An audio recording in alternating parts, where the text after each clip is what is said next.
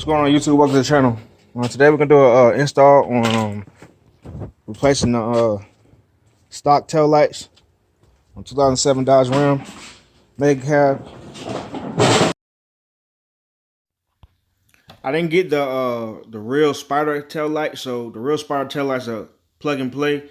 These right here, the knockoff ones. So I'm gonna have to cut the wires you see right here, and I'm splicing them with the OEM wires. You got two. I don't know if I can see that. Hold on.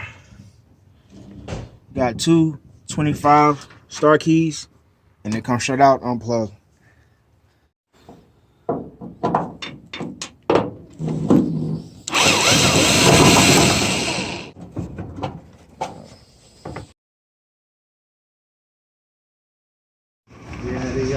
So we're gonna use quick connectors. We're just gonna cut off that the aftermarket little port, and then wire quick connecting to the factory harness.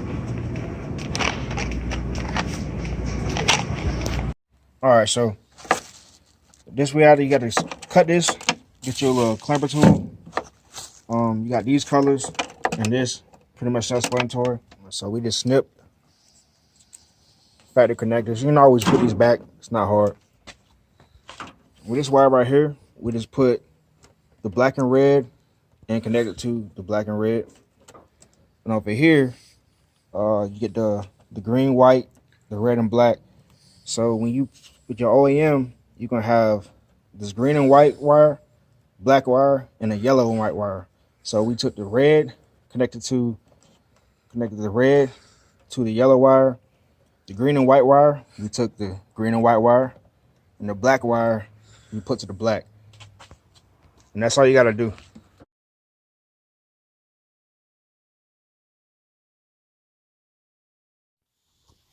But yeah, after installing both tail lights, we realized that one was bright and one was dim. I don't know if that's how they're supposed to be or what, because on one of them is can't really see from the video, but one is lighting up the whole thing, the other side only lighting up the outline.